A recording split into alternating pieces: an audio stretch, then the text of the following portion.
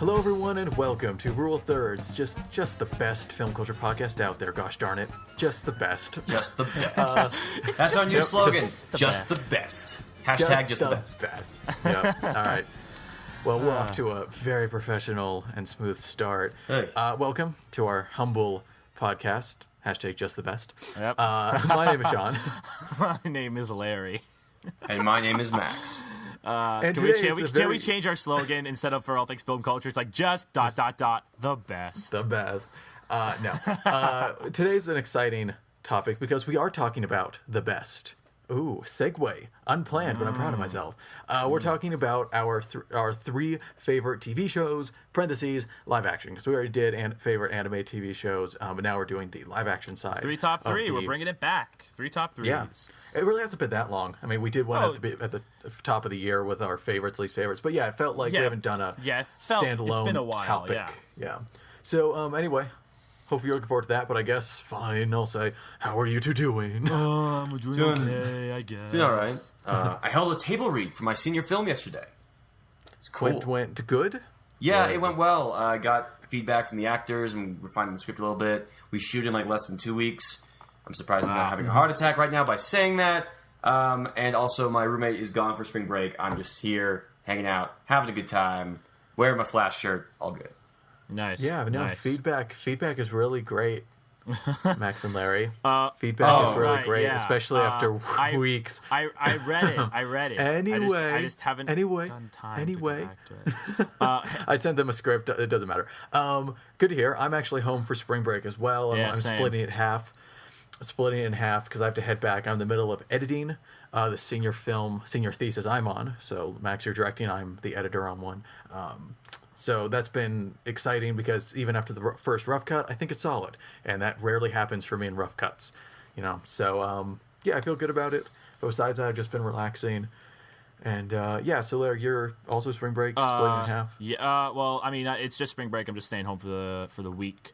I know you guys reviewed it last episode, Zootopia. No, we're not getting. No, I'm going to stop you right there, Larry. We're going to have a separate discussion about your weird thing with Zootopia. I'm just saying. I just want to point out that I'm sorry I had to miss that. But I have my own review, my own written review that's going to come out. It's done now. It just needs to go through some revision. And that'll be going up on my Facebook and my Twitter. So be on the lookout for that. Mm-hmm. So yeah, let's we usually do it. What have you been watching? But more importantly, what I've been watching, I think what we all been watching is rewatching the second and the final Captain America: Civil War trailer. Yes. I want to start by saying solid trailer. Yeah, good trailer. Pretty good trailer. We just really want to quickly touch on it because it's kind of the elephant in the room. Kind of the web-slinging elephant in the room. Yeah, we've talked. You couldn't even say the spider in the room. Like, really? Nope. Now, there's a spider in the room. Let's get that thing out of here. Spider elephant is a funnier mental image. So that's true. We talked about Spidey a lot when we talked about Civil War, so it's kind of a big thing. Yeah, so I'll just go first. He looks perfectly fine. Looks like a solid costume. I was excited to see him there.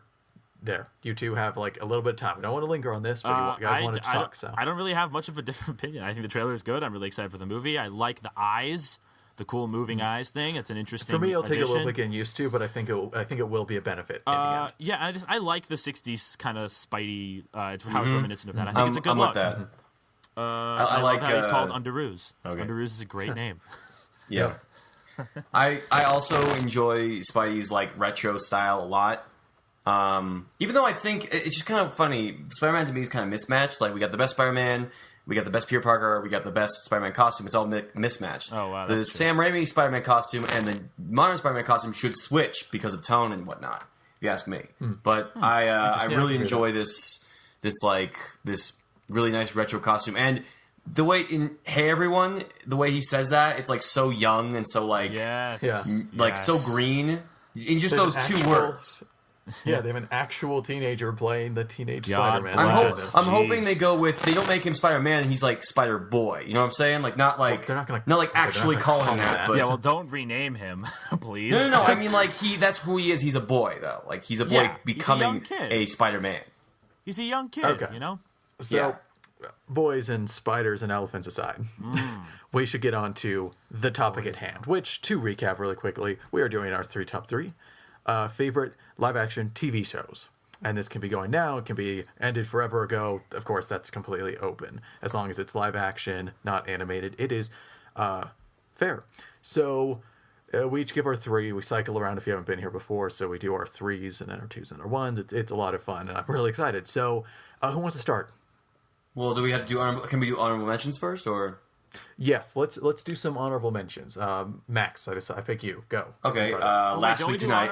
Don't we do honorable mentions? Oh, right. Don't we do honorable mentions before the first? That's a good point. The first See? entry. Wait, do we? I thought we did it. Yeah. Oh, like I to was just- thinking about the because animated shows, and we did that like at the beginning of. Right. Yeah, now, like to but I keep the think that is suspense best. going. Yeah. Yeah. All right. Okay. See, Max, thank you for reminding me to do honorable mentions. Larry, thank you for reminding me when to do honorable mentions. See, we're such a We're good a team. We're a team, guys. We're a team. Yeah. So, Max, you're already poised for something. So why don't you start us off with your number three? So my number three is a show that I don't think needs any introduction. It's one of the most famous, most critically acclaimed shows of all time, Friends, Yay. which Nice. is Nice. such a simplistic title, but it says so much about the series. Like, Friends is dated, and it's imperfect, and it's a lot of things, but oh my goodness, it is so funny.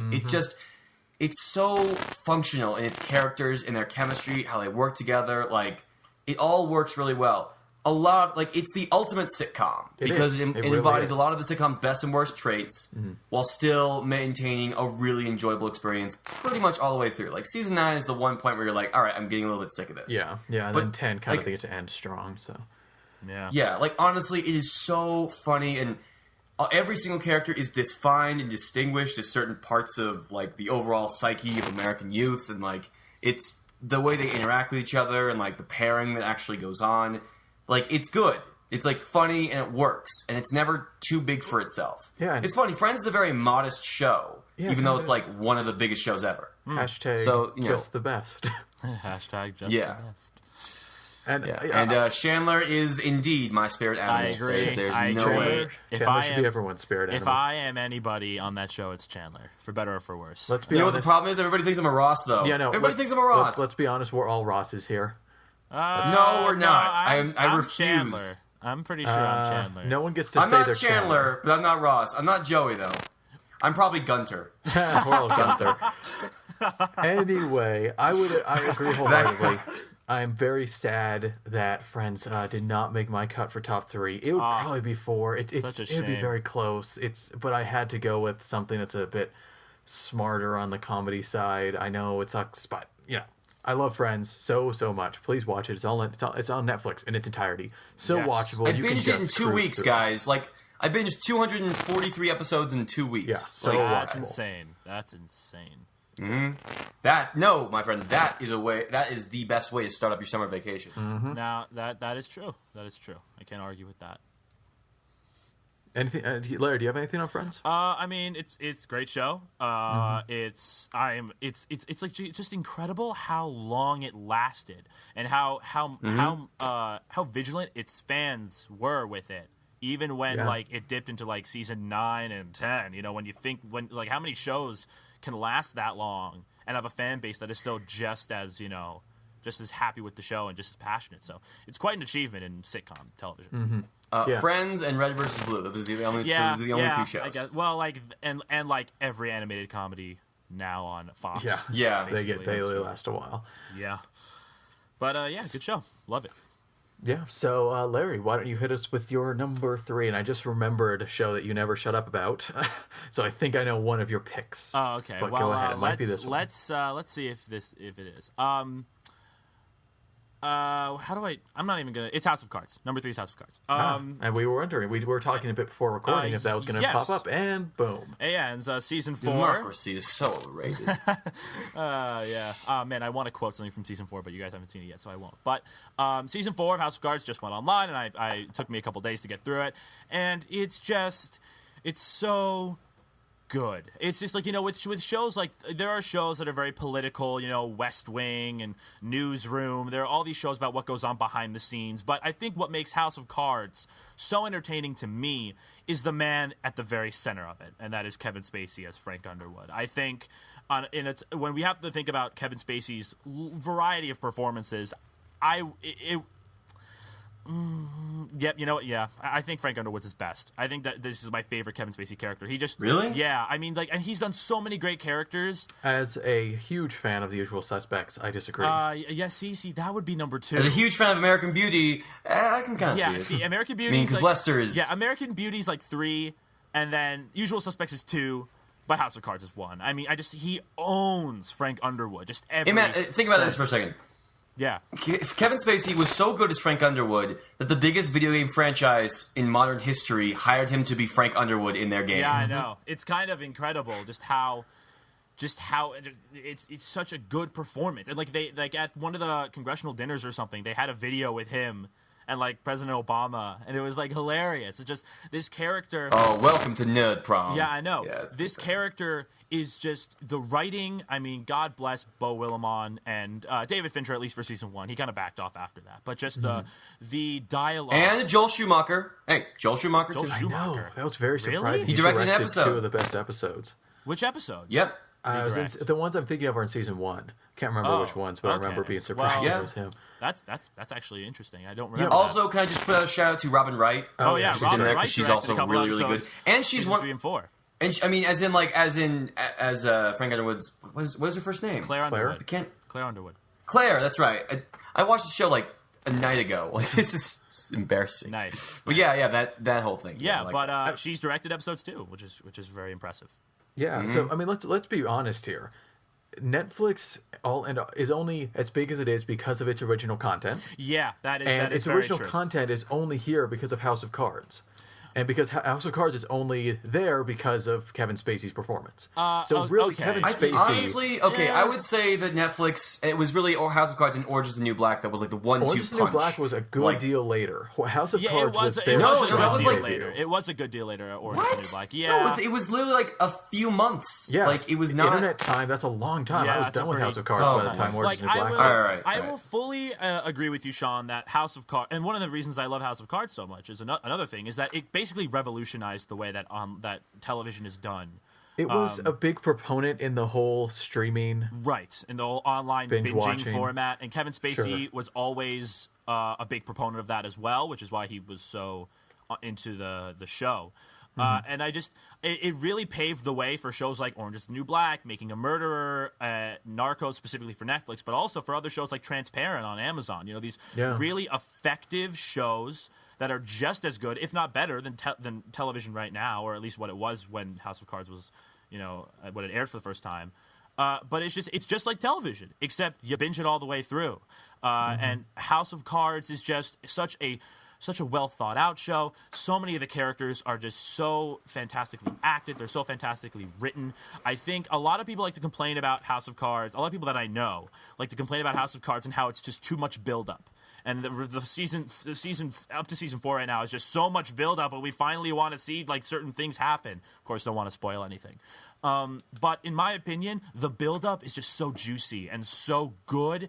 And there are little moments of just huge events that kind of just spiral out of control that it makes this huge, long build-up to the very end equally as satisfying. And again, it's Kevin Spacey and also Robin Wright. I think, Max, you're right. Robin Wright is really the other half of the show. It's those two and their relationship that is what really makes it so enjoyable to watch. And they're not flawless characters either. They're classy and they have great lines, but they're also imperfect, and there is a emotional they're both core. Terrible human beings, so... Well, yeah, they're both terrible human beings, but there is an emotional core to these characters that makes it so engaging.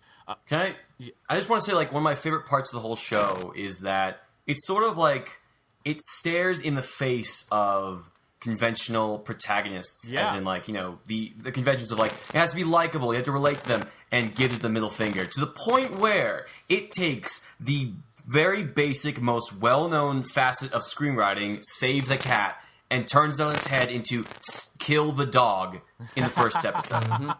And literally looks at the camera while it does it. They literally That is the most stare you in confident the face. show Yeah, that's some of the most confidence I've ever seen out of a television show. That is the type takes of guts. show. That's the type of show that House of Cards is. Yeah, and I just want to end this off with the premiere of season 2 is one of my favorite episodes in television. Period. I'm just gonna say this.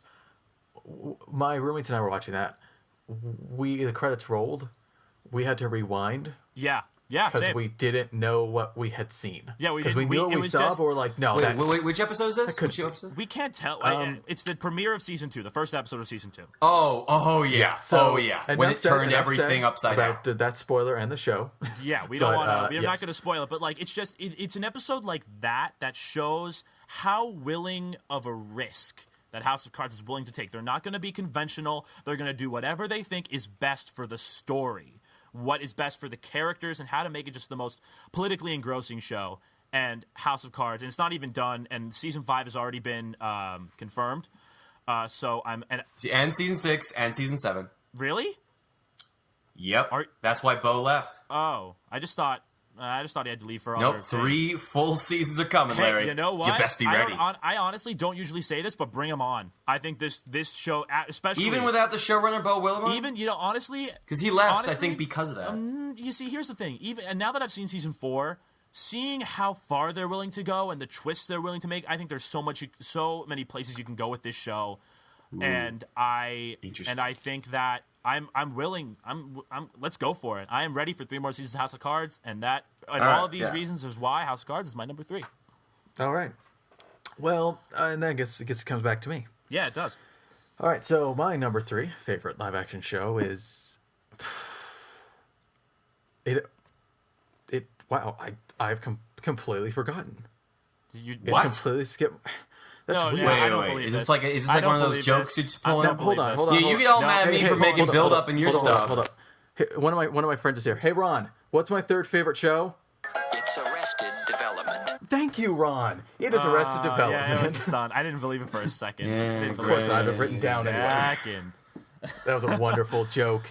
Nice. We're all blessed with my comedy. So my other show is Arrested Development, which for me, that's why I picked it over Friends, because it is so smart. And it's hard, it's hard to really understand why I say that until you've seen it. It has this just oversaturation almost of inside jokes and things coming back in and nods to previous episodes, and it's a mess, but this beautiful mess, and everything's connected, everything's so thought out in terms of how the jokes come back and all that, and really that's what actually in its initial run on Fox and doomed it, because someone would turn on to watch this new show and half of it would make no sense because they just turned it on, and so it ended up being canceled.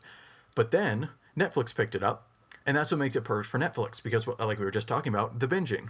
Yeah. Now everyone can watch all the way through, and they'll get every single joke. And season 4 is told chronologically out of order, because they wanted to even further push this notion of having to basically play catch up in your head about why that was funny, I guess. Interesting. So it's really funny. All the characters are great, especially Job, who my favorite, played by Will Arnett. One of my favorite comedic Oh actors. yeah, Great Joe character. Steals. And Michael Cera is playing Michael Cera, but in a role that actually knows how to use that kind of persona that he can't seem to break away from. And I think more credit needs to go to Jason Bateman. And I talked about this in the Zootopia review, but it's actually really interesting to see his character fall apart over the course of the 4 seasons, especially the 4th. And I won't do spoilers at all because, Max, I know you started it. But yeah, he does a great job of this character who you think is the one good one in the family, but then turns out to be worse than most of them. And it's just, they're all terrible people, but they're so fun to watch. So, Arrested Development. My number 3. Have you guys, Max, you and I started it. Yep. Any thoughts? Any Any thoughts? You want to say something? We spent 5 hours on House of Cards. It's so- funny. Yeah. It's funny. I remember actually my parents showing me it when I was a freshman in high school, and I just was not into it because it was too smart for me, honestly. It's just, and then I watched it again and I enjoyed it a lot more. I just haven't gotten back to it, I guess. Not because it hasn't really grabbed me in. It's just there's other things to do and stuff to watch. So I don't know. It was Oh man, remember? I think we watched your favorite scene of the show, Sean. We did. Yeah, it was a good time. It was a good time.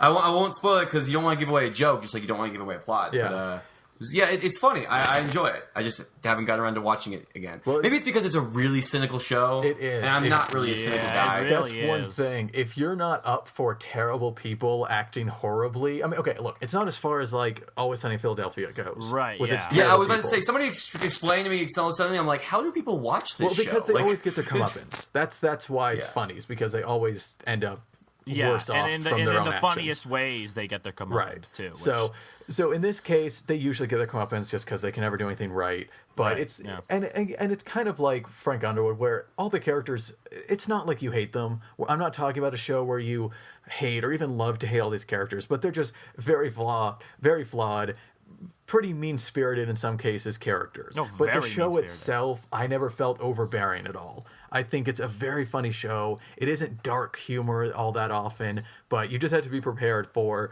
some imperfect people in this family. But Oh, yeah. it's a wonderful show, and it got a 4th season. It was brought back after, 8 years or something like that for Netflix, so you can watch the original 3, and then you get a jump ahead, and hopefully we get a season 5, though there are rumors that it will actually be a movie and then season wow. 5. I don't know if we have confirmation yet, That's so weird. That's a I will weird keep idea you to guys continue the show. updated. Yeah, it is, but I think it could work. I just regarding Arrested Development, I think it has one of the best pilots of any sitcom ever. I remember I was in film appreciation class, and we had basically a day where, I mean, it wasn't really worth if he taught anything because the period was so short. So he showed us the pilot for Arrested Development, and I loved it. Like, I literally was hooked. I think the humor was fantastic, and I've seen seasons 1 and 2, and I really enjoy them. I hear people tell me season 4 isn't as good, which is to be expected by certain fans because it's been so long, and so I guess some people can't really rejuvenate the magic for it. But I will also say that Jason Bateman. My favorite part of Zootopia was Jason Bateman. I think that he's a talent that's really underrated, and I think he's a really, He is, really but luckily great. he's getting more roles. Yeah, thankfully. So I mean, him in like we'll Horrible see him Bosses, I take love. off. I love him in Zootopia. I love him in Arrested Development. And just remember, guys, there's money in the banana stand. There's always money There's always in the banana money stand. in the banana stand. So, there's my my favorite quotes. number 3. Oh, yeah, let me just end with that. This show is so quotable. Yeah, And so it's so many quotable. great memes. Like, the most popular meme I've seen Illusions, is Michael. the I don't know what I expected meme, which is just a great visual joke where Michael takes don't this know. paper bag in the refrigerator and it says, "Dead dove, do not eat." And he opens it, and then he says, well, "I don't know what I expected." And it's just a great joke. And then it loops around later when Job comes out, and Michael mentions something about the dove, and then from above you hear, "You didn't eat that, did you?" So, great stuff. Great stuff. Watch Also, all the way shout through, and out hopefully to we'll, David Cross. Shout out to David Cross. yeah, Love he's David great. Cross Actually, in the he's show. probably. It's funny. You He's guys my should watch favorite. it. He's Yeah, my you guys should watch it, and we'll have a talk about who's the best like person. And it's kind wow. of a mix-up, but That's a maybe hard Buster, discussion. maybe Tobias, because most are terrible, but there are a few that are Yeah. actually good people. And so I want to talk with you guys. Who do you think is best? But that is a discussion for another time. Everyone go watch Arrested Development. It is wonderful. So Really good comedy, yeah. yeah, it's loved it. So Max, we're back to you. Number 2. All right. Numero dos. My number 2 is something that was originally envisioned as a spin-off, but then it became its own, and in many ways, it surpassed what it was originally supposed to spin off from. And of course, I'm talking about the Adventures of Leslie Knope at the Parks and Recreation Department. Nice. Oh man. There are a few times in a series where I am instantly hooked. Like, you know what one of my least favorite things is? Like, one of my least favorite things to recommend in general is when I have to say, yeah, I recommend the show, but it gets good like 7 episodes in. Right. Hence why I can't really recommend The Flash. But Parks and Rec is a show that was good instantly. It made me laugh instantly. I was like, I'm hooked. I'm good. I'm ready to go. And it's really because not only do these people all have different personalities that contrast with each other, and they have all great A, B, and C lines that like work with each other in each episode, but it all is emotional. It's a show. It's a comedy that's not afraid to also realize that you don't have to be sort of sociopathic in order to be funny. You know what I'm saying? It's a very like, warm comedy. It's basically Yeah, it's just about good people being nice to each other and hilarity ensues somehow. I still like the same. Imagine if like I do not know how this show is funny, because when you like put it on paper, it's like, are these characters, screwing each other over? No. Do they have any like major flaws that are causing problems? I mean, maybe every once in a while, but not for that much. It's like, okay, so is there like the straight man in the group and all? No, the straight man left after season 2, and now they're all just weird and wacky around each other. How is this working? I have no idea how they made it work, but man, they did. Yeah, it absolutely works, and I think a lot of that has to do with the fact that these characters are so like fleshed out and very human. I think I know a lot about the show because I listened to Yes Please from Amy Poehler, who talks in depth about the show, its creation, and everything, and I appreciate the fact that this show is basically, its main character is Steve Rogers, except it's a woman who does not have any superpowers, but is still the bright, optimistic person that you hope from Captain America. You know what I'm saying? Yeah. Like that. Yeah, and I think maybe that's another reason why I love it, because Leslie Knope is awesome. I tend to be really big fans of extremely optimistic female characters, like Ray and Judy Hopps. Yeah, that's Joy a and Leslie trend. Knope, yeah. That is quite a trend. Yeah. I love this show, and I think, it's funny, I actually have not finished it because I don't want to finish it. I know. I don't want to get. I will finish it someday, but I want to be like slow because like I'm on like the very end of season 6 and I got season 7, and then like there's no more Parks and Rec. Yeah, that's So, true. It's what a good you gonna ending, do? though. Yeah. And the fact that it just decides to abandon all conventions of a mockumentary focused show and just do the interviews just for the sake of doing them, I think that's kind of gutsy. Yeah. Like normally most people would be like, well, where's the payoff? Who are these people filming them? Like CinemaSins or something. But they just do it and it's funny. It's great.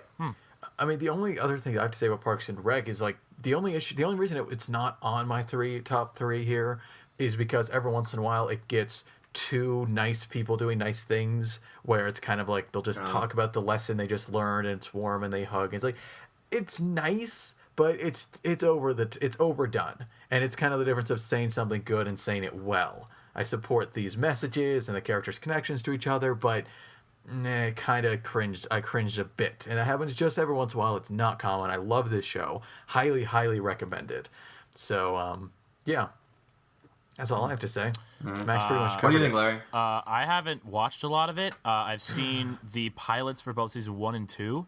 See, I watched the pilot for 1, and my friend was like, and I told my friends who really like Parks and Rec, like, why'd you watch the pilot for 1? Season 1 sucks. And I'm like, No, it doesn't. It's well, fine. What? It just gets better. It's just not the same It's a good season. Like it made me laugh. Look, and a lot of the time it's like, oh, it's an Office. It's too much like The Office. And I'm like, no, it's better than The Office. Let's sit back down, buddy. Well, okay. Well, look, I know a lot of passionate people. Okay, that's all I'm going to say. So I decided to watch the pilot for season 2. Just because I had some free time. Premiere. Pilot. Never mind. The premiere, what you know what I mean? The first episode, and I liked it. I liked the pilot, and I liked the premiere of 2 also. I like them both. I like the premiere for season 2 a little better, but I don't know, very slight. I've also watched Patton Oswalt's Filibuster, which I know is from the show. I believe. Yes. Oh yeah, And That's it's a great just one. it's that show is that not the show. The moment is brilliant because I mean Patton Oswalt is amazing. But I've heard a lot of great things. And I look forward to one day finding the time to watch it. It's on the list, the ever-expanding list. But yeah, I've heard good things. Oh, and Chris Pratt is just as funny as you'd think. Like, it's weird. It's like I've been rewatching. I honestly can't tell what lines were improvised and which were scripted for him. yeah, that is a a compliment. lot That's of a the good time I thing. think it was improvised. A lot of it apparently is. Because you know what they did? It's funny. I'll just make this really quick. They structure the show in that they tell the crew members to make the set as fast as you can because we want to give as much time to the actors because the audience is going to be watching the actors be funny, not necessarily the lighting or the cinematography. It's really just like let's just show them on camera, and I think that's gutsy a little bit. There's a lot to discuss with that kind of approach, but I think it really works, especially with Parks and Rec. Interesting. That's an interesting way to approach it. Yeah. So that's good. I'm in support of all the shows so far. Yeah. Huzzah. I'll take a look at it someday. Yeah, you really, days. really should. It's another one you could just cruise on through. Very funny, very pleasant ride through the Parks and Rec department. So, Larry, what is your second favorite live-action TV show? My second pick on my top three is actually a British show. It is the first British show we have here, and that is Sherlock from BBC. I should have guessed that. Sherlock's amazing. Words barely describe it. I think that it's see, for those of you who don't know, British shows work differently than American shows in the way that they have series. Well, I mean, that's just a different name. They're exactly the same. Well, yeah, but a lot of British shows, especially have weird ones from schedulings. yeah, a lot of British shows, especially the ones on BBC. The episodes are more like mini movies. They're basically like an hour and a half. Well, each okay, episode. let's be clear here. Sherlock is cheating. Sherlock is movies pretending to be TV. Yeah, I I don't say guess that's so. a bad thing. I like Sherlock. I only saw the first season and I think one of season 2. But for people that don't know, Sherlock is 3 episodes a season and they're 90 Right. minutes. They're Right. movies. Stop Exactly. pretending you're TV. You're movies. Go Okay. on the big screen, Sherlock. Oh, okay. They should do it. They should do it. I'd Yeah, watch it. I would so do it, but then it would feel like just another episode. It wouldn't really feel like a movie if they were trying. Yeah, to maybe do a that's how movie. you end it. You end it with a theatrical release final episode. Yeah, that's true. I would totally be down for that. But it's just Benedict Cumberbatch as Sherlock Holmes is quite honestly one of my favorite television characters of all time. It's just a great combination of Stephen Moffat and Mark Gatiss, who are the show creators, the way that they've conceptualized him, the Whoa, did you say Stephen Moffat? Isn't that the Doctor Who guy? It is. yeah, he also busy. works on Doctor Who, 2 of the most Wow. famous British shows of all time. He's probably one of the most profitable British showrunners of all time. Yep, and Yeah. for some reason, a lot of the internet hates him. Really? Yeah, don't know why. Anyway, Don't know continue. why either. Yeah, it's just annoying though, because he has to work on Doctor Who, and then he'll work on Sherlock, but I have to wait for more Well, Sherlock. luckily, he's leaving Doctor Who after next season. So luckily for Sherlock okay, fans, good, they'll good. probably pick up the pace. Yeah, I that's. don't know. Good, I'm sad good, to see him go, but I'm looking forward to the next showrunner. Hey, more So. Sherlock. More Sherlock makes me happy. So it's just Benedict Cumberbatch is a great actor. We all know this, but I think Benedict Cumberbatch is my favorite character for him. It's just the way he gives off every line, the way he just sort of spats at people. The writing is great. And my favorite part about the show, though, is just some of the way that they visually execute some of these ideas. There's this idea throughout the show called the Mind Palace, which is basically Sherlock's brain. But Sherlock's brain is this incredibly in-depth. He thinks at a different speed than other people do. And in one of my favorite scenes, for example, he's at a wedding, he's making a toast, and he drops his glass. And the glass is in slow motion, but you see in his mind is working at normal speed. It's just this great scene that showcases how he thinks, and the speed of these moments are just so quick. You have to really pay attention in Sherlock, which is something I really love about it. It doesn't tell you how to solve the mystery. You have to think about it for yourself, how it all works. And admittedly, some episodes of Sherlock make it kind of impossible for the audience to sort of figure it out on their own, specifically later on in seasons 2 and 3. But the show makes up for that a lot of the ways, and just the interactions we have here. The character of Moriarty. Mostly, we get a lot more of him in season 2 than 1, but just the way that Sherlock and Moriarty work off of each other. There are so many different reincarnations of Sherlock and Moriarty, their relationship. And this one is by far my favorite, because Moriarty is basically a psycho. He's a psychopath, and Sherlock's a sociopath, and he's sort of crazy in his own way. But the way that they sort of have this odd humanity between each other just makes for some of amazing conversations. Shout out to Martin Freeman also for being a fantastic comic foil and being basically the straight man. Although as the show goes on, we kind of realize he's not really the straight man. He's just as crazy as Sherlock is in different ways.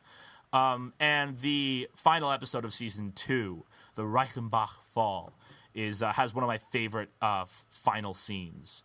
Oh my! I can't say it, but just what happens Well, is just. I know what happens, so. Oh wait, but Because I know the story. I know the Sherlock book. Oh, okay. Well, then you know what happens, I guess. Yeah. But I tried to make a mind palace once. It crumbled to the ground. Built on a swamp. Tell me it'd be daft to build a mine palace in a swamp, but I built it all. Do you guys know what I'm referencing? Or am I just... I think No, I I don't. do. Okay, well, let's leave it on... I think I do. Someone's here. I But can't can I just say regarding our titular hero, I want to say this is a very fascinating portrayal of a very classic character. I've been told that the original Sherlock Holmes is very much like a guy who just knows everything. Yes. And he just kind of Yes. lets things, he's like sort of a Gary Stu, so to speak, and that he just can just figure out all the mysteries. And at some points he will just let mysteries unfold just so Watson can figure it out for himself. And he's like, oh, I knew that the entire time. And I really like how in this case the writers looked at this character and thought, what does this guy have that makes him so popular? All right, his trademark detective abilities. What can we take away from him to make him more human? Everything else, the way he functions with people, the way the way he approaches situations, it's so fascinating. Yep. He might have a mental condition, but it's not like treated in like a, he's crazy. Like, I think he's just very much devoid of a lot of things because he's such an imbalanced mental image, and I think that's such a fascinating way to approach a genuine character. Like, they could have just made him into Batman. Like, they could have just done that, and they didn't. Yeah, they made him a much more interesting character. There's a Batman already. I want the Sherlock Holmes that literally and feeds off of danger and lives for the moment. There's a great moment in the special that recently came out, The Abominable Bride, where his brother Mycroft just really fat. And there's this, and he's become really fat in this universe that they've sort of recreated for the special. And so Sherlock's like, I bet that you'll die in 3,000 days if you eat that next piece of cake. And Mycroft goes, I bet 2,000. Deal. And they shake hands. And they're creating this bet and they're making a game off of death. It's this messed up thing, but Max, you're right. There's just something so fascinating about the way he interacts with people, the way he deals with situations. And the Sherlock movies with Robert Downey Jr. also do a little bit of this, but the way they visually show him solving the cases, the way he picks up on all and is so observant about all of these specific details is just it's just a perfect execution of a style of visual storytelling that involves just a lot of depth to the way that just visually what you see. Yeah, and it, like House of Cards, manages a lot of visual components of modern technology very well, like the way it handles text messages. I think it's just it's the first time I was like, wow, looks nice. Yeah, I think that's a good way of making it. Yeah, that's kind of inspired me on how I handle texting, because the more and more I work on short films, the more and more I hate having to just put the camera on the screen. I don't know. It's just a pet peeve of mine. So I just like putting text now, and it works for Sherlock, so it can make it work for this. It's really easy to binge. If you haven't seen Sherlock, just please. Oh my God! Besides for my number one pick, I could not implore it any more than I already am. Although my first pick is a lot harder to binge through because it's a lot longer. But Sherlock Holmes, you got 3 seasons, 3 episodes apiece, hour and a half each, and then you have the special, and it's just. Max, you're right. Sherlock Holmes has always been sort of this wise guy, this sort of older mentor to Watson in a way. That's sort of how their relationship used to be. But now that we've sort of given Sherlock this incredibly flawed persona, it's so much more interesting to watch him interact with other people. So yeah, Sherlock Holmes is my Sherlock, that's the name of the show. That's it. Is my number 2. All right. So good. So I didn't know Sherlock was your number 2, but it leads to an excellent little segue, which of already came up, so I bet you can all guess what my number 2 pick is. And this is a show that is fairly new to my life, but it really took over. And the more I thought about it, it really did lodge itself really high up to the point where it was almost, for a second, I was wondering if it was number 1, but no. It didn't quite. In reality, it didn't quite actually get close. But number 2 is still high praise for Doctor Who. Nice, yeah. So I see Doctor Who as less a TV show and more of a platform, because the changing main character, and not just who plays him, but the character himself changes with every iteration. The wildly varying styles of writing or styles of episodes, and especially the quality. This is a show that you should watch it all, just so you can. But at the end of the day, it has some of the just worst TV episodes I've ever seen. Kill the Moon. Kill the Moon is a terrible episode with genuinely horrible ethics at its core. And the episode is about ethics of this situation, and it is just dead wrong, and I could explain it so easily as to why they are dead wrong. But the show is no, this is it's no, you're wrong. Love and Monsters, everyone hates it for good reason. It's complete garbage. The finale for my favorite Doctor, the 10th, The End of Time, just garbage, just 100% uninterrupted garbage. But if you hang on through those few really bad ones, Doctor Who has the best television episodes you can find anywhere. Because every episode is like a short film. It's this self-contained adventure with its own, journey for the characters, its own mystery, its own rising tension, climax, resolution. they're little mini stories. It's wonderful, but at the same time, every season, at least especially when Moffat took over, he pushed this further. Each season has this ongoing story, has this ongoing mystery, and things build beautifully. And in the case of season 6, they build to nonsense, but season 5 is the best season of television I've ever seen. So it makes up for it. So Doctor Who is a platform, as in you're going to get the bad, but man, when it reaches the heights like Waters of Mars, The 11th Hour, Blink, everyone probably knows Blink. One of my favorites, Listen, which is like a spiritual successor in a lot of ways. It's truly amazing. And when it gets emotional, it really does. The regeneration scenes alone is some of the most fascinating things in all of fiction for me. Do you guys know about the regeneration in Doctor Who? It's pretty well known at this I'm aware point. of the concept, yes. Yeah, so if people don't know, the Doctor doesn't die, he regenerates. It's something his species does, whatever. And gets a new face, as in you switch actor, but more importantly, their personality changes. And you can tell. I like that it wasn't kind of a... It's real. The personality really does change. It's really interesting. But those scenes are so fascinating because they're not death scenes. And we've seen that so many times, and those can be so emotional and so sad, or I guess happy, sad. What's the word? Melancholy, perhaps, or so cathartic.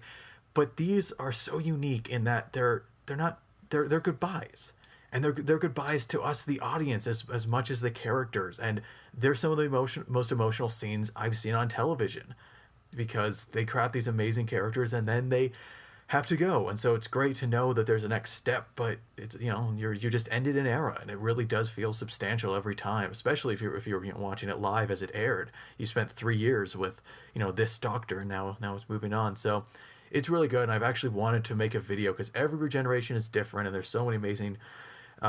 Each takes a different angle at it that has a different effect, and it's just breathtaking television, honestly. And you should look past some of the cheese, because oh boy, there's some cheese. The effects get much better later because there's just some gold in there. And David Tennant is one of the best actors ever, so savor his 3 years because he is the best. Yeah, he's my favorite Doctor. I love him so much. Although that's kind of unfair because I haven't watched any other Doctor in full like the whole season. But I mean, David Tennant's just such a great actor. I couldn't stop. Like literally, my hands. He's amazing. Doctor Who is so fascinating to me that it works. That like Doctor Who works because like changing the main character of your show like every season, and yet like they change bodies, but like it's still the same character. It's like that's so like. But it's not. They do these really nice minor changes. At its core, the Doctor's the same, but right. Comparing how Tennant responds to things and how Smith, it's really different. Yeah, those two are the big favorites, and it's really quite different. Tennant is pretty dark. He's pretty human. He makes a lot of bold decisions. He flat out goes against the will of time itself, which is my favorite episode, Waters of Mars. Amazing monologue. Please watch it. But then when you compare it to Matt Smith, he's just whimsical incarnate. He's just going around with bow ties and fezzes, saying bow ties are cool. And and he can have his emotional moments, but like they're so different. Like Capaldi is just so grumpy. I love him. I don't know. It's like it's so strange. Like you it's the same character, but like having different actors being asked to come in and portray the same character. It's kind of like over time you get like Shakespeare characters where you talk about famous portrayals, like what did this character bring to it? Yeah. But you don't have to wait decades or look back onto different movies. It's in the same show. You get to talk about these actors and you get to see their different takes on this character and what they want to bring new and how the new showrunner changes it up. That's funny because David Tennant's my favorite Hamlet. So there you go. Nice.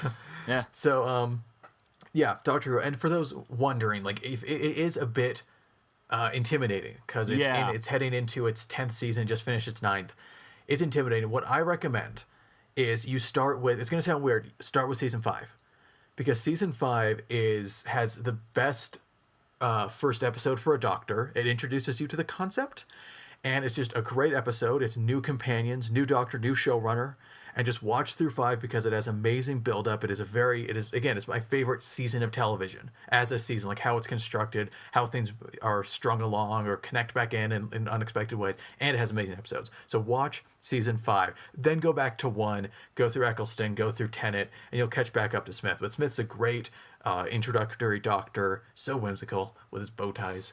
Whimsy incarnate. So yeah, watch season 5. And I am upset, for the record, that it was recently taken off Netflix. I binge watched half of season 6 and all of season 7 in 5 days to finish it in time because they didn't tell us it was leaving, but it was worth it.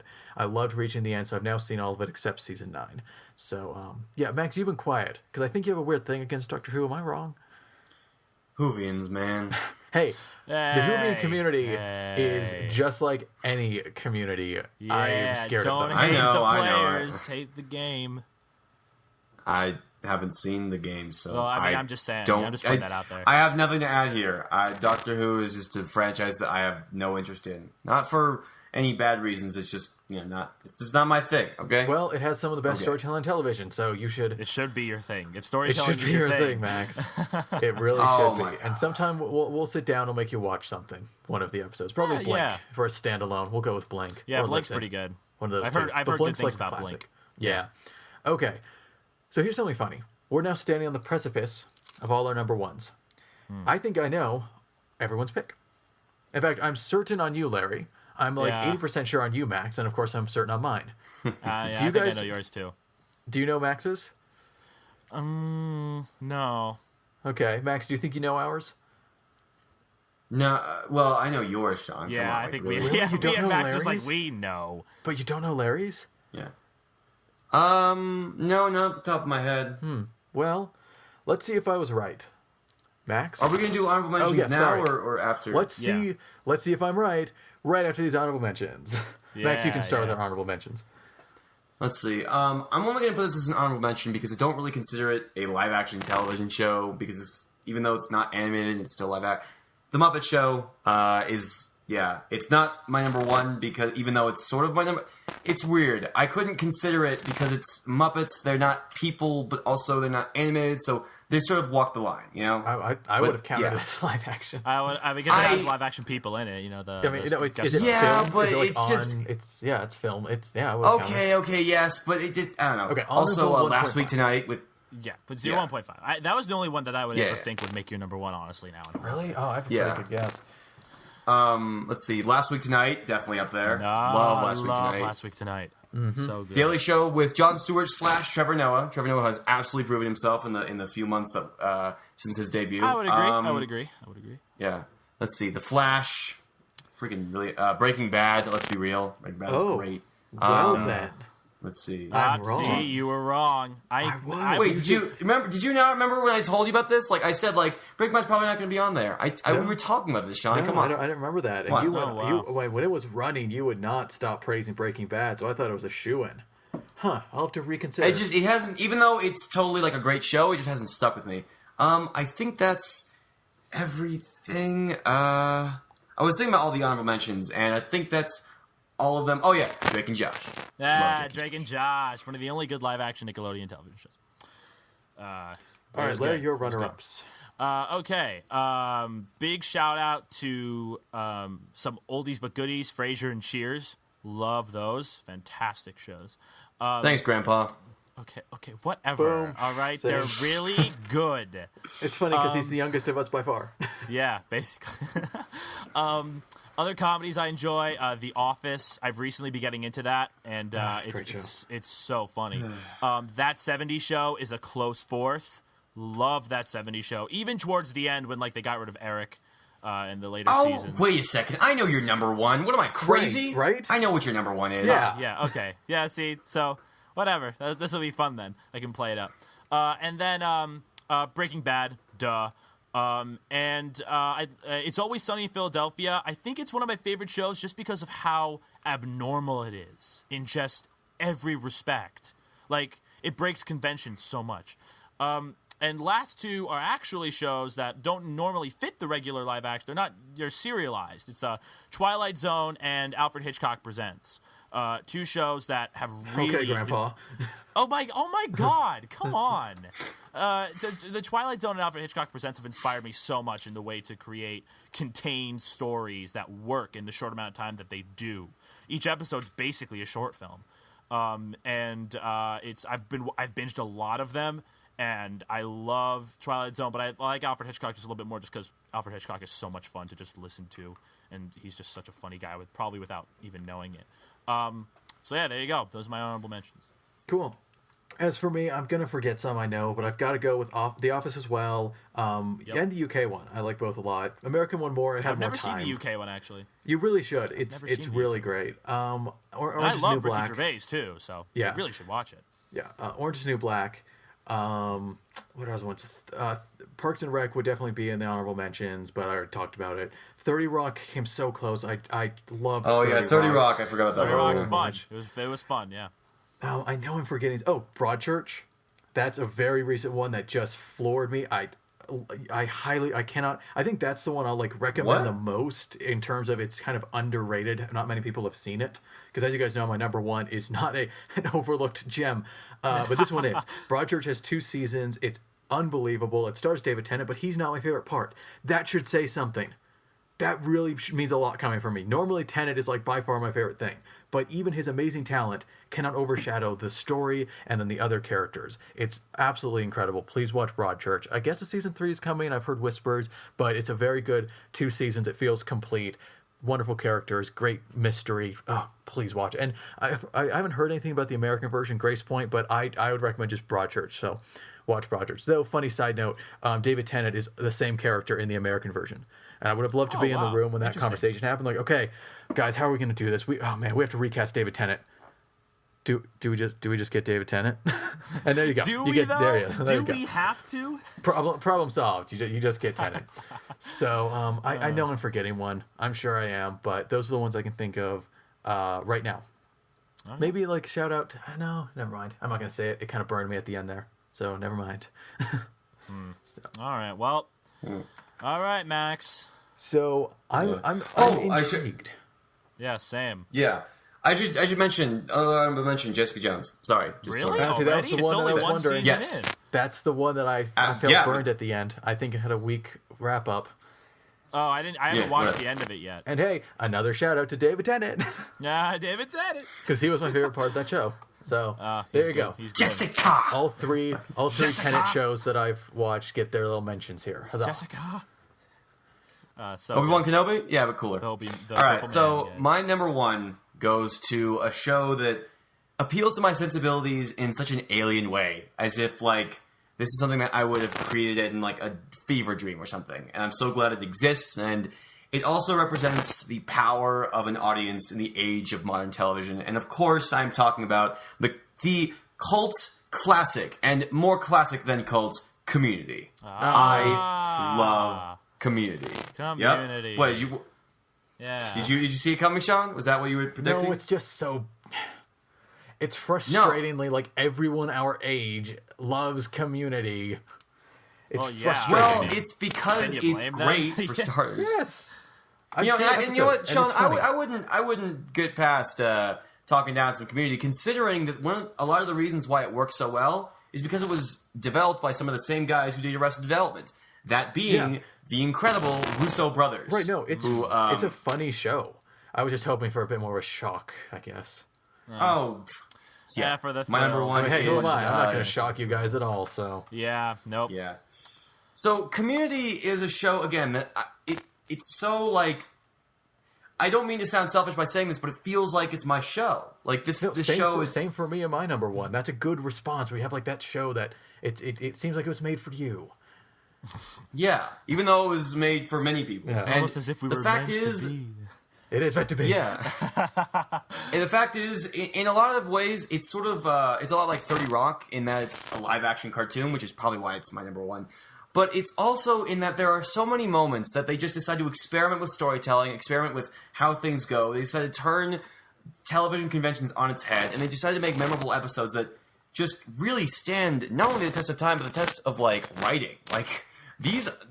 This show is not just popular because it's got some inside jokes here and there, or some connecting things, much like Arrested Development. Like, honestly, the Russo brothers, love those two.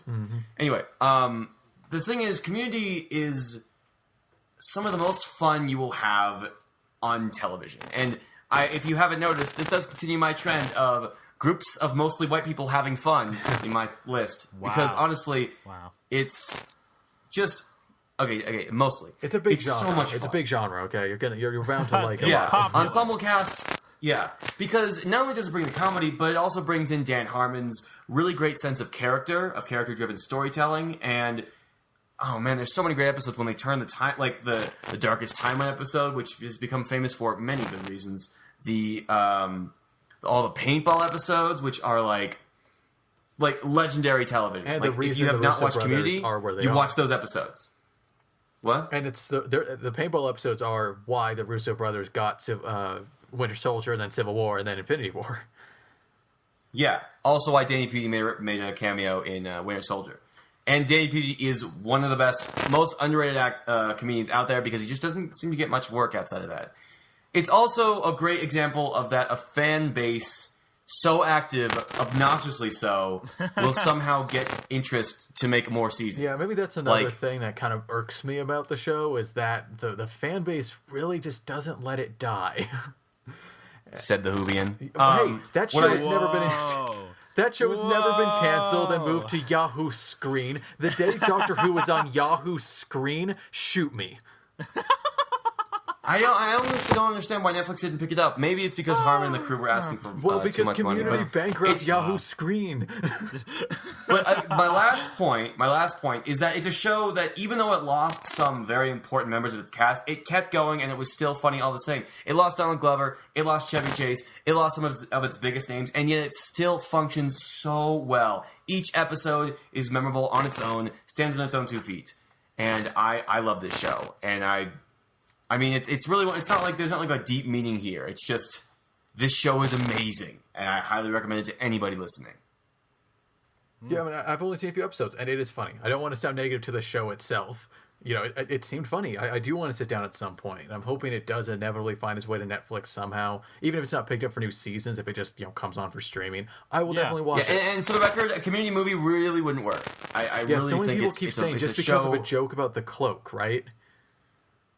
Well, no, they want to make a movie. They've always gone for 6 seasons in a movie. Right, because That's of like, the joke about the cloak, where it's like one of the characters apparently outlines the show The Cloak should have had 6 seasons in a movie, and that's kind of turned into Community's thing yeah, too. and Dan Harmon and company like pushed that to be for Community. Like at the end of season 6, it says hashtag and a movie. So it's not like this is like crazy, but it really doesn't seem like it would work because it is very much a television show. It's brilliant in a lot of the same ways that other Dan Harmon efforts like Rick and Morty are brilliant. They have a level of intellectualism that you don't really see that much from comedies that you don't expect, but then you see and you're like, dang, son, that's great. All right. Yeah. My roommate is a huge fan of Community, so I've been getting exposed to a lot more of it. Troy and Abbott are just great. I've seen mostly their moments because like he'll pull up on YouTube like best Troy and Abbott moments, and like I'll just watch that, and it's really good stuff. I really want. I hope it comes onto Netflix. I would love to binge through it. Yeah, me too. Hope it goes up. Blu-ray. Come on, Netflix. Come You're on, you're Netflix, listening. catch up. Okay, up. Larry. Hashtag 6 seasons and a Netflix. Okay, so Larry, I'm sitting down. I'm ready. Take a deep breath. Tell me your number one. Yep. See, I don't even recognize that theme song, but I know what it is. I know that theme song very well. Friends How I Light. Met Your Mother is Friends my Light. favorite show ever. And it's there's this strange thing where because people didn't like the finale, they just like to renounce the show for some dumb reason. It was a weird finale. It was very a bizarre weird finale. it was a weird finale, but I personally thought it was good. I liked the finale, and I think it fits perfectly with how the show works. But the reason I love How I Met Your Mother so much, as opposed to the other two shows, you'll notice with House of Cards and Sherlock, you sort of relate to characters, but they're so flawed in different ways, and they just have so much personality that in certain you can't fully put yourself in the character. And I feel that with the reason How I Met Your Mother overcomes this is because it's an ensemble, first of all. We have 5 characters. Even though Ted is the star, Josh Radnor, we have really an ensemble that each character gets their own amount of time. And I find myself taking qualities of all of these different characters and finding ways to just completely see myself in some of these characters. And I feel when you can emotionally resonate with characters so much like that, you get a fantastic sitcom. Although How I Met Your Mother is funny, and it's really funny, I think the best moments of How I Met Your Mother come from the emotional moments, the interactions, the softer moments that have like comedy but like subtle comedy to them. I love Barney, Neil Patrick Harris. He's great when he's funny, but he's even better when he's not.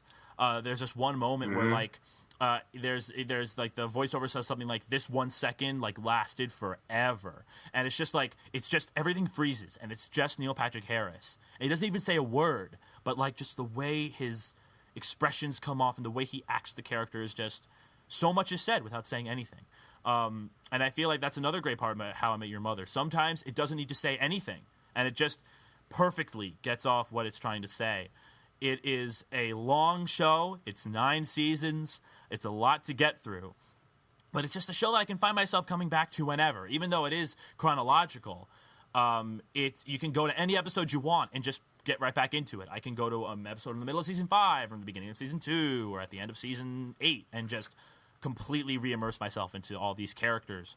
They're also lovable. They're also well portrayed by all of the ensemble members. It's hilarious. There are certain episodes of this show that just like nonstop laughter. The pineapple incident in particular is one that I particularly love with all of with every episode. fiber of my being. And it's people like to say it got worse as it went on from seasons 7, 8, 9. I disagree. I think seasons 7, 8, 9 are fun. They aren't as good as season 1 and 2 and whatever, but they keep this great consistency of jokes and drama and emotion, and it's just, I don't know. I've said everything. It's just it's a brilliant character study of Ted. Just the ways his character tumbles and falls, and the victories really matter, and the moments where he's at his lowest, you feel like you're at your lowest with him. It's just a sitcom that defies sitcom. It's a situational comedy, but it's so much of a drama also. I've watched all 9 seasons multiple times. I think it's like 3 at this rate. I've binged through the whole thing 3 times. Should do a 4th this spring break. I love it. It's great. Fantastic. How I Met Your Mother, number 1. I'm sort of in the same camp. I don't know why I didn't mention it in my honorable mentions, but I binged through the series during midterms week in the fall of 2013. Like, that is how hardcore I got into this show. And I personally think that season 9 is the only time where it felt sort of weird. Other than that, it was a consistent excellence all the way through. And those emotional moments, Larry, they are really accentuated by the show's excellent sense of music. Oh, yeah, that too. I've downloaded a lot of great songs from there, like "Simple Song" by The Shins. That's when we finally see the mother. Like, it was so perfect. Yeah, it was coming home by bam, the 88. right there. Coming home by the 88. There's that one where I don't remember specifically the scene. It's one where Ted walks outside or something. And then also the Rivers and Roads by The Head and the Heart. Another fantastic there's song. also the one where they're jumping from one building to the other. Yes, that's man. I was thinking there are a about lot of great emotionally captivating moments that are accentuated by music. It's very much a show of its time and a show about what it means to be going from your 20s into your 30s. And I might have to go back to the show once I reach that age to try and cope with it. Right. Yeah, I think Max, times. you mentioned Friends, and you mentioned that Friends is so much about being friends. And I think that's what How I Met Your Mother is about too. It's about how complicated relationships can be, but how important they are, no matter how many, stumbles and falls, it goes through. I mean, think about Ted and Robin. Think about how much they've been through, but they're still friends no matter what, because they just realize they need each other in different ways. And it's just kind of beautiful in that way. I will say season 9, if I have to think about one thing, season 9 does kind of get a little pretentious in certain ways. It's really strangely structured. Yeah, see, for those who don't know, How I Met Your Mother is basically one large flashback. It's a father telling the story of how he met his mother. That's why it's called that. But the last season is all one day. And it's weird in that way. It sort of messes with the original function of the show. But I honestly thought it was an interesting experiment, and I think for the most part it really worked in certain cases. And just all the guests they have on this show. Wayne Brady is so good on this show. Such a fantastic side role that I wish got more screen time. And the mother, of course, is a fantastic addition. And yeah, it's just Sean. Have you ever watched the show? No, I've not. Oh wow. As everyone calls it, the next Friends, and I just have a gut reaction to It deny really that. does. No. Okay, it really does No. feel like a take. Like No. You know what? No. You know what happens? People are like, "Oh, How I Met Your Mother is like Seinfeld. It's the show about nothing." Shut up. There's so much I more. mean, to Seinfeld is a How show I Met about nothing, but How I Met Your Mother is not that. How I Met Your Mother but it does is feel not a show about nothing. It just so happens to be brilliant in the way it manages to be chronological, but also each episode has its own self-defined, self-contained story. I hate when people call it that. And as far as Him Yim is the next Friends, I understand where they're coming from, but they're very different. The shows are so different. Look, the fact remains, How Much Mother would not exist without Friends. I am fully willing to Yeah, admit it that. really was. Yeah. It was what picked up the torch after Friends ended the year before. I just like we're just being honest. Like it's not a bad thing at all. I'm not saying like, anything about the How quality, Much but I have Mother a really gut worked. reaction to Okay. deny like an heir to the throne of Friends. Friends is still there.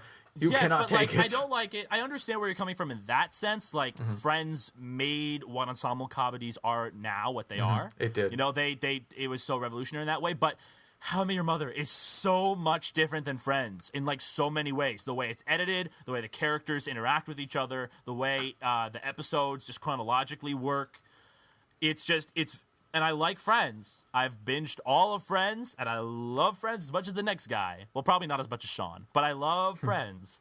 But How I Met Your Mother is just a whole different animal in many different respects. And oh my god, I find there are so many moments in How I Met Your Mother that really made me sit down and think about. And it sounds so pretentious, but like it really made me think about life and made me think about my friends and how I interact with them. And it's changed a lot about how I talk to my friends, how I interact with them. It's a show that's had a serious impact on my life, and also just how you handle flashback stuff. Really well done. How I Met Your Mother basically, like a lot of times they do flashback within flashback, a lot, and they still manage to make it work, which is a good lesson that I've taken from that. But yeah, it's just it's not even like that well written. I'm more than willing to say Sherlock and House of Cards have better screenplays episode to episode, but just the characters are so good, and it's pure, when it looks at the human condition in so many different ways and how people look at love and relationships and needing people and friends going, the ups and downs of life. It's so engrossing and so engaging. And it's easily my favorite show for that reason. So there you go. How I Met Your Mother. So good. Well, again, my number one isn't going to blow anyone away, but as long as we're doing theme music... I was going to sing it myself, honestly, but I didn't want to take away from the moment. Yeah, well, thank you. That was really quiet. Now I have to wait for the next 3 hours until the show starts. Great. Yeah. It is a long theme. I skip by it. Some people apparently get really upset when... HBO Netflix, man, they like to just whip out their really long theme songs and show how long they are. All right, may I do my number one pick, please, Yeah, go Max, ahead. without whatever innuendos you were doing there? Game of Thrones, to be quite honest, is the television show as far as I'm concerned. It is everything television should be, and I doubt anything will ever come around to surpass its television-ness. It was absolutely genius to adapt this to television, because what Game of Thrones is this unbelievably elaborate tapestry of stories, characters, prophecies, setups, reveals, twists, turns. It is just a giant, glorious mess, and I used that term before, but I'll use it again, mess of story. Every character is done well. Every story makes sense. There hasn't been a single moment that I felt was, mismeasured or didn't fit. Everything's really engrossing, and it's really miraculous after all these years that the characters have gone as long as they have. And it's a show that's very organic. It's a show that kills off its main character at the end of season 1. Light spoiler, but I think everyone knows that at this point. And what's so incredible is that this is not a show, like there's this kind of new type of show that I'd love to talk about sometime actually, but I don't feel like I'm educated enough to, because I haven't watched them enough, but shows like Scandal or How to Get Away with Murder or Quantico I've heard a bit about, where the shows are kind of built around every episode kind of throwing everything out the window, and it's like this chaotic, what did that mean? What did that mean? But in the end, it kind of returns to normal. Otherwise, the show just couldn't continue. Game of Thrones commits to every twist it throws. The main character dies at the end of season 1, right? And you'd think, well, they have to, like, I don't know, just fill that role. And the show just kind of, I don't know, it stays the same. No, the show could not exist without that death. And there's even more shocking death at the end of season 3. Everyone knows Red Wedding, right? Everyone knows it. That sets the course for everything else. Every single thing means something. And even if it's something tiny in a single character story, or it's these cataclysmic betrayals or battles with surprise result, they stick to it. And it's so organic in characters that come around in like season 3. And they're one of the major players in the season 6 trailer that just dropped.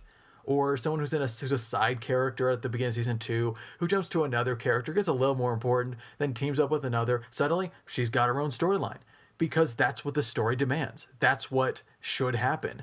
And it's this wonderfully fluid show in that regard. And I haven't seen a show like that. Because your show, you have your main characters and you have your side characters, and it just goes on. And you can do twists and turns, but nothing like Game of Thrones exists where you can just do what the story needs. What would this character do? Everything adds up, and they act as they should, and the story reflects it every time. It's truly amazing. And like I said, everyone knows Red Wedding. Everyone saw that happen. Everyone at least knows the term. It was a cultural big deal. That's what television should be. You got spoiled for you. I know. Remember this. I know. Television, why I said this is like the ultimate TV show, is because this is what television should be. Television should be so cultural and so inescapable. You should be afraid of spoilers the next day going to work. This is what makes television so fun. And, this is something that streaming has kind of limited a bit, the water cooler talk, because you have to wait till you're, binged through, or you're ahead of everyone, or someone hasn't watched it yet because they're watching another show. And it's kind of getting lost, and there's so many benefits of streaming. I'm all for it, but that's something that is lost, and Game of Thrones is keeping it alive. The water cooler talk, because the theories of this world, this unbelievably in-depth history and world. Recently, I've been taking part in the Game of Thrones 50, GOT 50, where basically there's 50 days from season 6. They started this thing where you watch an episode a night because there were 50 episodes. So I've been watching one a night. And I just finished season 1 last night. It was perfect timing to record this review. And it was just so amazing to watch all these seeds being planted. All these things that seemed unimportant. And now when I look back, just feels like I can't believe I missed it. And that's what TV should be. It should be completely thought out. It should be incredibly well executed. Like, I can't even get into all my favorite characters and what they do. I don't have time. There's way too many. It should be organic. It should be ever evolving with what the story should be. Game of Thrones is not a show that will go stale. It's not like a sitcom where you have your 6 friends and they're going to have their jobs ups and downs and relationship ups and downs, but in the end it's just those 6. Okay, Ross would be killed season 1, and then Monica and Chandler get brutally murdered at the end of 3. Like, it just doesn't happen, So it's a very new type of show, and I don't know what else to say. It's magnificent. Every scene, all the actors just do amazing work. It's some of the best direction I've seen in television, some of the best acting, and the production value is unmatched in terms of the sets and its scope. I've just been going on for a long time, haven't I? Yeah, but you really love that show. Still less than House of Cards. So, that's true. I think I've seen season 1 of Game of Thrones, and unfortunately I had to put it down because busy. But it was really good. Like, oh man, it was really, really good. And I agree with you for sure that such beautiful cinematography. It's just like, I don't even know how they like Game of Thrones is an epic. It looks like something like Gladiator or 300 in like the way of the scope. It's like unlike any other show. Yeah, there really isn't a competitor. There's stuff like Vikings that has some, medieval political intrigue. That's all green screen and like sets in studios and stuff. You can just tell by the way that they barely really, they don't explore it as much as in Game of Thrones. No, but it's just it's so beautiful. It's so rich. It's just, you can pick apart. This is a show you have to rewatch or have a guide with you. I sat down with a friend of mine. We watched season 1, and having a guide is great. So like after episode 1, you're like, okay,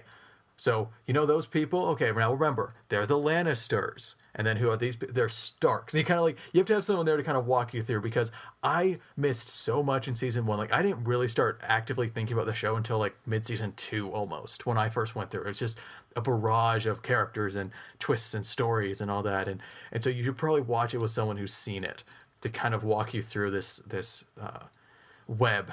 But it's truly amazing, and the community is stellar with all the fan theories. Anyone watching R plus L equals J is totally true. Watch the season 6 trailer; it's true. And I love my own little theories. I love my own little if only that could happen. And it's a wonderful show to think about. It's a wonderful show to talk about. Most of all, it's a wonderful show to watch. Game of Thrones, my favorite television show, not just live action. For the record, it's my favorite television show. You know what's fascinating though about Game of Thrones is that it's based off books, but now it's like I think this is like the only time I've ever seen, or really ever, a show go past its books. And have to that's something create that's really stuff. funny for people that don't know. The last shot of season 5 is the second to last chapter of the 5th book, the last book that's out. And in fact, there's only one major event that hasn't happened yet in the books that hasn't happened yet in the show that the books have. And what's so funny is that some storylines have started spoilers. A certain character brings about the death of another character through some actions and stuff, and all the book fans were so upset at the show. It's like, this is why the show is terrible. Book blank, and I don't do spoilers, would never do this, and then George R. R. Martin released a statement, oh yeah, no, he's going to do that next book. And so it is really interesting that the show has overtaken the book, and it will. Season 6 is coming in 40-something days, and the book is not coming. So it's just a strange kind of phenomenon. But the showrunners know how it ends, so this is a good warning. It's not like they're going to go completely different. George R. R. Martin is heavily involved. He's written multiple episodes for the show. The showrunners know where it's going to end. They're going to end the same way, basically. It's just the show's going to get there by quite a few years. It's going to get there So first. now it's going to be as though Game of Thrones are now novelizations of the show. Yeah, it's going to kind of feel that way. Yeah. But yeah, Max, I know really you haven't good seen it, season. so you've been quiet. Max, Oh, well. Yeah. are you alive? Yeah, Max is alive. Yeah. Hopefully. I have a weird history with this show. Despite never seeing an episode. I've seen some episodes. Hey, I've seen the first 6 episodes. Oh, I How didn't were know. you I not didn't know. pulled in? didn't And there's know. also a little bit of personal stuff. I don't really want to say it on the podcast. I'll tell you guys afterwards. But okay. there's just a few things that are just sort of like it's the same reason why I'm just not over the moon for the Lord of the Rings movies. Medieval fantasy is just not my thing. It's just it's really past it for shame. the characters. Shame. These are some of Listen, the I best realize characters in that. television. I know. But hey, I enjoy the Lord of the Rings movies. I enjoy the Hobbit movies. So I mean, I'm not saying that like Game of Thrones is the same thing. I'm just saying it's in the general vicinity of like medieval fantasy kind of thing. I mean, I'll give it a watch. It's also a show that demands so much of like concentration. Oh, yeah. And Oh, yeah. though that's Yep. totally great. But that makes it the most I rewarding res- television show I've ever seen. If you put in that effort, Which is so interesting, considering people keep saying how like attention spans are getting shorter. Yet Game of Thrones is one of the most popular Yeah. show or properties of our modern age, and it's like each episode is a full blown movie. Yeah, like it's an hour long. like you have to get through a lot. But I mean, I enjoy the you know what? Whatever. It's outside factors. Honestly, it's not really the show itself. And Matt- though I might give it another shot, And I can. because my roommate has the first 3 seasons on media, and so we'll just watch it after Nice. I'm done with this production. Nice. And I really would recommend it because there are just some of the best characters I've ever seen here and some of the best writing. And it's a shame that you'd miss out just because of a, I don't know, aesthetic medieval fantasy thing. Yeah. Because it's really just about the characters. It goes way past just aesthetic, really, the Yeah. characters. And I've only seen season 1. And It's season like, 2 is the best season. Is it really? Yeah, get right Okay, to it. well, I have it on Blu-ray. I would mail it to you if you want. I will mail you my Blu-ray. I will. I'm looking at it right now. It's on my desk. That's me touching it. It's right there. oh, well, and if I'm he's starting touching season 2 tonight because I just finished season 1, so we're on All to right. season Got 2. 50. Yeah. Got 50. And season 6 is probably going to be pretty great. And you know the character, he's not dead. Don't be, Got 50? Don't be stupid, viewers. He's not dead. So, with that quasi spoiler in there, I think we should come to a close. This has been long. Also, we forgot the community segment. We'll get you next time. I was Whoops. excited. Totally There forgot. was one comment. I mean, Yeah, that's on me. Sorry, Whitley. We will talk about what you said. Terribly sorry. That's on me completely. Because not only am I in charge of community segment, I'm also host. That was me. Terribly sorry. But to recap, we've got, from me, Arrested Development, Doctor Who, Game of Thrones. For me, you got House of Cards, Sherlock, and then How I Met Your Mother. And for me, you got So, Wow. what was my number Have 3? you actually forgotten? Because I did the joke. Oh, but Friends, Parks and Rec, and Community. I All just totally comedies. blanked. Me and Sean got some drama, but Max is Yeah. all comedy.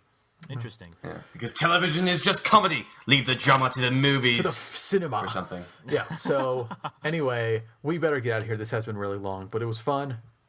We'll do another 3 Top 3 eventually, and I think the next podcast, I'm really busy, so I think the next one is going to be just Larry and I, because Max, you'll be in the middle of production. Larry and I talking about Batman vs Superman: Dawn of Justice, which I'm so excited for. It's gonna dang. be hopefully good. It's either going to be really awesome or just a complete disaster. Yeah, I know. I'm really excited to see it like unfold how it turns out. Oh, I It's know. gonna be- I'm just giddy. I'm just gonna Oh, the sit down, just theater-going be like bouncing up and experience. down, like, oh, let's do it. Oh, the theater going experience is going to be so fascinating. Yep, Oh my I'm God, going I to the can't wait. first screening I can, so I'll be with a Same, bunch of fans. same. So it'll be Same. a fun time. But All anyway, right, let's get out of here, we guys. do need to get out Before of here. we- I need to go watch my favorite television show. So until next time, my name is Sean, My name is Larry. And my name is Max. and thank you for listening. And comment your favorite TV shows. Definitely let us your 3 top 3 favorite live action TV shows. And yeah, you'll hear us later.